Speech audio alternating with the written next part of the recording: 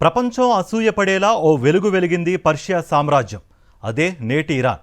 గతమెంతో ఘనవైభవంతో మెరిసిన ఇరాన్ నేడు తీవ్ర సంక్షోభంలో కొట్టుమిట్టాడుతోంది. మొదట్నుంచి ఇరాన్పై పెత్తనం కోసం ఇటు బ్రిటన్, అమెరికాలు అత్యంత దుర్మార్గంగానే వ్యవహరించాయి. ఇరాన్లో ఉన్న చమురు నిక్షేపాల కోసమే పాశ్చాత్య దేశాలు ఇరాన్ వ్యవహారాల్లో జోక్యం చేసుకుంటూ వస్తున్నాయి. ప్రస్తుత సంక్షోభానికి అదే చమురు నిక్షేపాలే కారణం. ఆ నిక్షేపాల కోసం డొనాల్డ్ ట్రంప్ అత్యంత దురహంకారంగా ఇరాన్పై రకరకాల ఆంక్షలతో వేధిస్తున్నారు. కర్ణుడి చావుకు 1,00,000 కారణాలు అన్నట్లుగా అమెరికా, బ్రిటన్ల స్వార్థం, రాజకీయాలు ఒకవైపు, ఆత్మగౌరవ నినాదంతో ఇరాన్ను 4 దశాబ్దాలుగా పాలిస్తున్న ఇస్లామిక్ రూల్ తెచ్చిన ఛాందసవాద ఆంక్షలు మరోవైపు ఇరాన్ ప్రజల జీవితాలను దుర్భరం చేసేశాయి. ఇప్పుడు ఇరాన్ అందుకే భగ్గుమని మండుతోంది. ఈ సంక్షోభానికి కారణం మాత్రం చమురే ఇరాన్కు శాపం. దీనిపైనే వాటి స్పెషల్ ఎడిషన్. నేటి ఇస్లామిక్ రిపబ్లిక్ ఆఫ్ ఇరానే ఒకప్పటి అద్భుత పర్షియా. 18వ శతాబ్దంలో ప్రపంచంలోనే అత్యంత శక్తివంతమైన సామ్రాజ్యంగా ఉండేది ఇరాన్. ఆధునిక సంస్కరణలతో పాశ్చాత్య దేశాలు సైతం అసూయపడే రీతిలో ఇరాన్ వెలిగింది. సకల కళలకు నాటి పాలకులు పట్టం కట్టారు. 20వ శతాబ్దంలో పహలావి పాలనలో ఇరాన్ అన్ని రంగాల్లోనూ ప్రగతి పదంలో దూసుకుపోయింది. సంప్రదాయ, ఛాందసవాద ఆంక్షలపై నిషేధం విధించిన గొప్ప కాలం అది. అప్పుడే ఇరాన్లో లింగ వివక్ష పక్కకు పోయి మహిళలు, పురుషులను తలదన్నేలా అన్ని రంగాల్లో రాణించారు. కాలం మారింది. ఆ తర్వాత వచ్చిన ఇస్లామిక్ పాలనలో ఆంక్షలు తిరిగి వచ్చాయి. ఇలా ఇరాన్ చరిత్రలో ఎన్నో మలుపులు.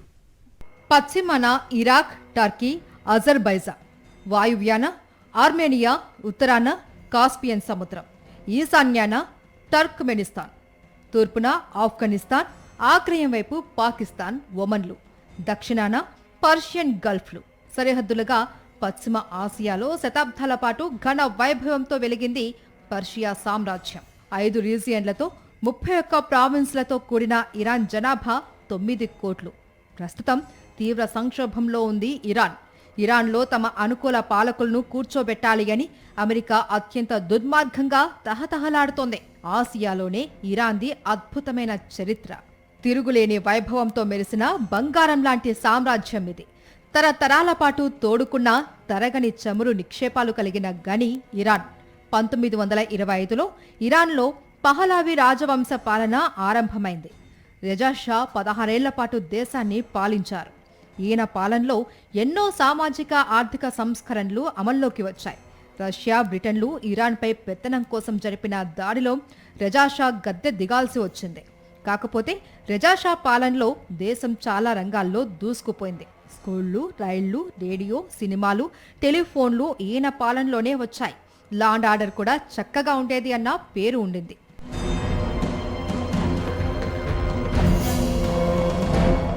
1951లో ఇరాన్ ప్రధాని మహ్మద్ మొసాదెక్ ఇరాన్ పార్లమెంట్లో కీలక బిల్లు ఆమోదించారు.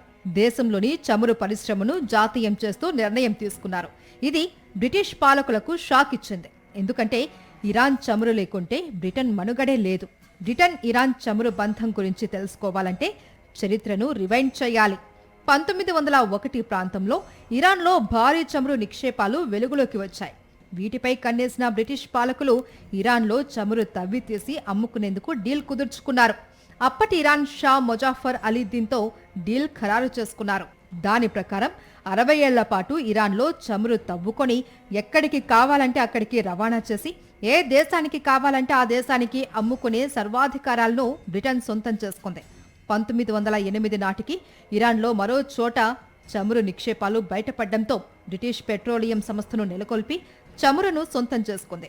ఇరాన్తో డీల్ అయితే కుదుర్చుకుంది, కానీ చమురు అమ్మకాల వల్ల వచ్చే లాభాలలో ఇరాన్కు కేవలం 16% ఇచ్చేది బ్రిటన్. ఇరాన్ షా బ్రిటన్కు అనుకూలంగా వ్యవహరించేవారు.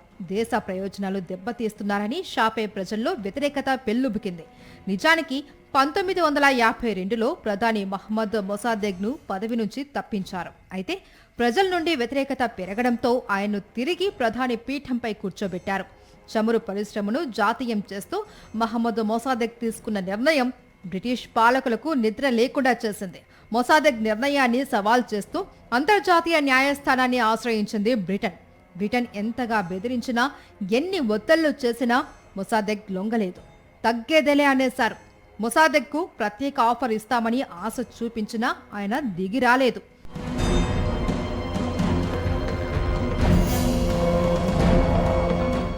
ఈ సమయంలోనే మొసాదెగ్ను పదవి నుండి తప్పించే కుట్రలో సహకరించవలసిందిగా అమెరికా సాయం కోరింది బ్రిటన్. 1953లో ఐసెన్ హోవర్ అమెరికా అధ్యక్షుడయ్యారు. ఆ సమయంలోనే సిఐఏ ప్రోద్బలంతో టెహ్రాన్లో ఆందోళనలు మిన్నంటాయి. మొసాదెగ్ మద్దతుదారులు మాదిషా రెజాషా మద్దతుదారులుగా దేశం రెండుగా చీలిపోయింది. మొసాదెగ్ నివాసాన్ని ఆర్మీ చుట్టుముట్టడంతో ఆయన లొంగిపోయారు. 3 ఏళ్ల పాటు మొసాదెగ్ను జైల్లో పెట్టారు. ఆ తర్వాత జీవితాంతం ఆయన హౌస్ అరెస్టులోనే ఉండవలసి వచ్చింది. మొసాదెగ్ను దింపిన తర్వాత జనరల్ జహేదీని ప్రధాని చేశారు. ఆ తర్వాత అమెరికా అడుగులకు మడుగులు ఒత్తే మహమ్మద్ రెజా పహలావీకి పట్టం కట్టింది అమెరికా. అమెరికా ప్రయోజనాలకు అనుగుణంగా నిర్ణయాలు తీసుకున్న షా తన పాలనలో ఛాందసవాద ఆంక్షలన్నింటినీ ఎత్తివేశారు. హిజాబ్ ధారణ తప్పనిసరి కాదు అని వెసులుబాటు కల్పించారు. సంగీతం, సినిమాలపై ఉన్న నిషేధాలు ఎత్తివేశారు. ఇస్లామిక్ డ్రెస్ కోడ్ పోయింది. ఈ నిర్ణయాలన్నీ యువతకు బాగా నచ్చాయి. ఈ హయాంలోనే దేశ ప్రజలు పాశ్చాత్య దేశాలతో పోటీ పడగలిగే రీతిలో అన్ని రంగాలలో రాణించారు. ఆడ మగ అన్న తేడా లేకుండా అమ్మాయిలు హాయిగా చదువుకునే రోజులు వచ్చాయి. ఇవన్నీ బానే ఉన్నాయి, కానీ ఎంతసేపు అమెరికాకు భజన చేయడాన్ని దేశ పౌరులు, సంప్రదాయవాదులు జీర్ణించుకోలేకపోయారు. షా అమెరికాకు ఎంత విధేయంగా ఉన్నాడంటే అమెరికా పాలకులు కూడా షాను సందర్భం వచ్చిన ప్రతిసారి ప్రశంసిస్తూనే వచ్చారు. Iran, because of the great leadership of the Shah, is an island of stability in one of the more troubled areas of the world. షాపై వ్యతిరేకత పెరుగుతూ వచ్చింది. ప్రజల్లో అసంతృప్తిని అణిచివేయడానికి పోలీసులను ప్రయోగించాడు షా. ఇందుకోసం అమెరికాతో ఓ డీల్ కూడా చేసుకున్నాడు. ఇదే అతను చేసిన అతిపెద్ద పొరపాటు. పోలీసులను అడ్డు పెట్టుకుని ప్రజలను వేధించడంతో వ్యతిరేకత కాస్త ఆగ్రహ జ్వాలగా మారింది. ఈ తరుణంలోనే ఇస్లామిక సంప్రదాయ భావజాలం ఉన్న అయతుల్లా రుహుల్లా ఖమేనీకి ప్రజల్లో మద్దతు పెరిగింది. షాను గద్దెదించిన ఖమేనీ ఆ సింహాసనం ఎక్కి కూర్చున్నాడు. వచ్చి రావడంతోనే ఇస్లామిక్ రూల్ తెచ్చాడు ఖమేనీ. ఇస్లాం మత బోధకుల కనుసన్నల్లో పాలనా విధానాలు రూపొందించారు. హిజాబ్ తిరిగి తప్పనిసరి చేశారు.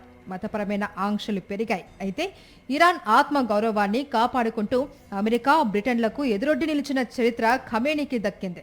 ఖమేనీ స్థానంలో 1989లో ఆయన తనయుడు అయతుల్లా ఖమేనీ పాలనా పగ్గాలు చేజిక్కించుకున్నాడు.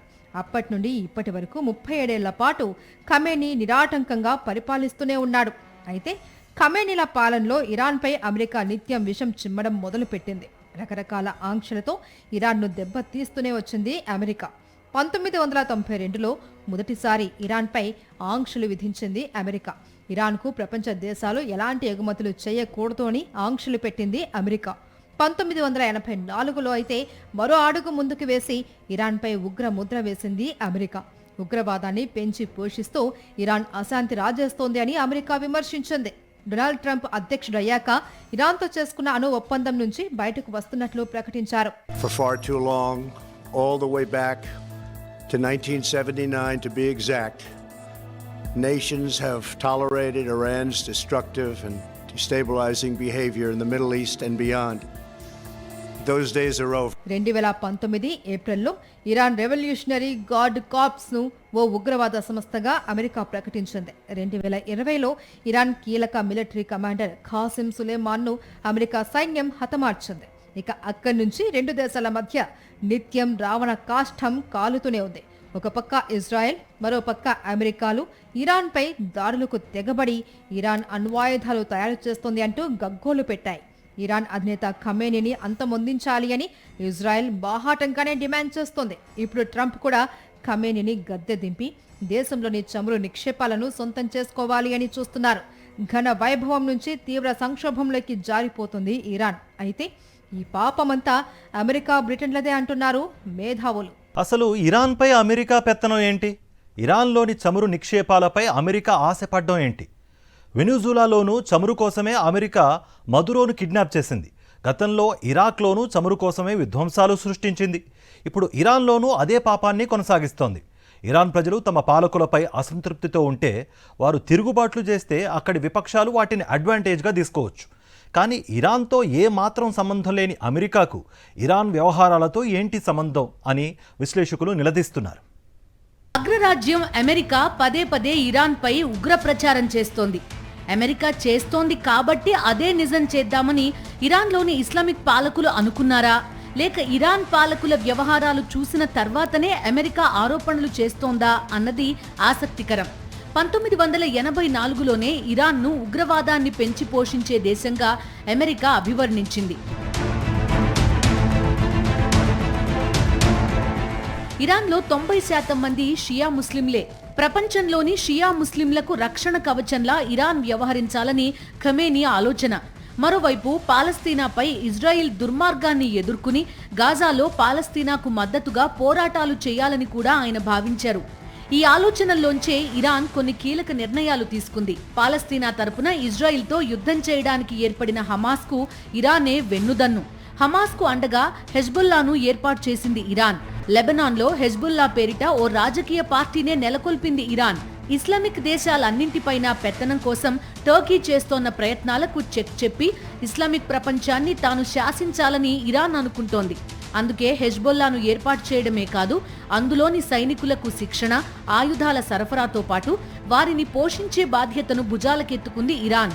మరోవైపు యెమెన్లో సౌదీ అరేబియా, అమెరికాలకు విధేయంగా ఉంటూ ఇస్లాంకి నష్టం తెస్తోన్న దేశాధ్యక్షుడు అలీ అబ్దుల్లా సాలే ప్రభుత్వానికి వ్యతిరేకంగా హౌతీ దళాన్ని ఏర్పాటు చేసింది ఇరాన్.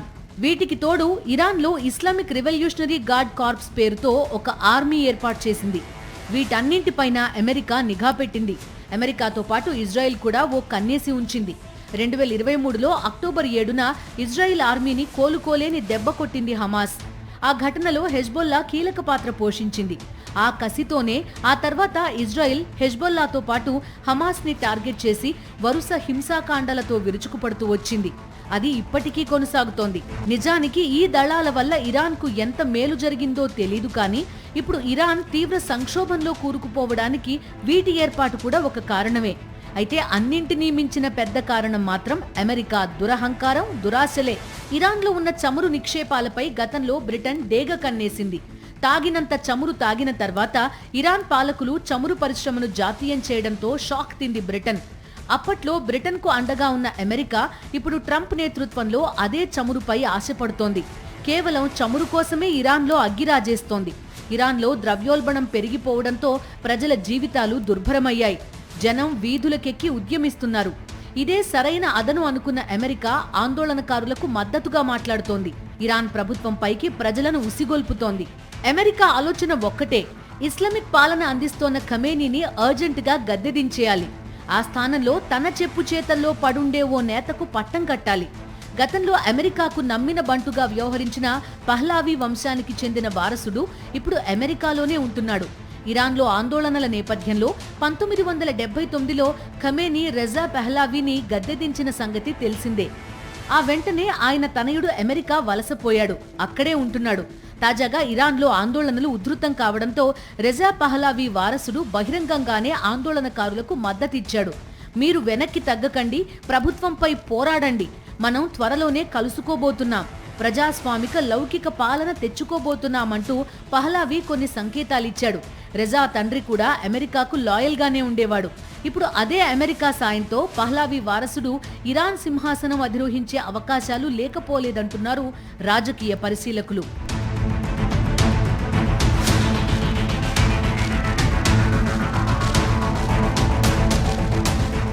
అదే జరిగితే తమ వంశం నుండి అధికారాన్ని గుంజుకున్న ఖమేనీలపై పహ్లావీ వారసుడు పగ తీర్చుకున్నట్టవుతుంది. ప్రస్తుతం ఖమేనీ రహస్య స్థావరంలో తలదాచుకుంటున్నాడని ప్రచారం జరుగుతోంది. ఏ క్షణంలోనైనా అమెరికా ఇరాన్పై దాడులకు దిగే ప్రమాదం ఉందని ఇరాన్ పాలకులు భావిస్తున్నారు. అమెరికా యుద్ధానికి దిగడం ఖాయమైతే మాత్రం ఖమేనీ రష్యా పారిపోయి అక్కడ తలదాచుకునే అవకాశాలు ఉంటాయంటున్నారు. ఇంతకీ ట్రంప్ ఆలోచన ఏంటి? ఇరాన్పై దాడికి తెగబడతారా, లేక బెదిరించి కామైపోతారా? ఇరాన్పై యుద్ధానికి అన్నీ సిద్ధం చేసుకున్నామని చెప్పిన ట్రంపే ఇప్పుడు ఇరాన్లో ఆందోళనకారులను ప్రభుత్వం చంపడం లేదు, సామూహిక మరణశిక్షలు కూడా విధించడం లేదు, కాబట్టి 2 వారాల్లో ఏం చెయ్యాలో ఆలోచించుకుంటా అని అన్నారు. అయితే ట్రంప్ని నమ్మడానికి వీల్లేదు. గతంలో ఇరాన్పై దాడి చేసే ముందు కూడా ఇప్పుడప్పుడే ఇరాన్పై దాడి చేయాలని అనుకోవడం లేదన్నారు. అలా అన్న 2 గంటల్లోనే ఇరాన్పై దాడి చేశారు. మరి ఇప్పుడేం చేస్తారన్నది చూడాలి. ఒక్కటి మాత్రం నిజం, ఇరాన్ పాలకులు ఏమన్నా తప్పులు చేసి ఉంటే అది అక్కడి ప్రజలకు సంబంధించిన వ్యవహారం. దానిపై ఆ దేశ ప్రజలే తిరుగుబాటు చేస్తారు. మధ్యలో ట్రంప్ పెత్తనమేంటి, ఇరాన్ చమురుపై ఆయన కన్నేయడమేంటి అని మేధావులు మండిపడుతున్నారు. ఏ దేశంలో అయినా దండిగా చమురు ఉండి వారి దగ్గర అణుబాంబులు లేకపోతే ఆ దేశంపై అమెరికా దాడి చేసేస్తుందని వారంటున్నారు.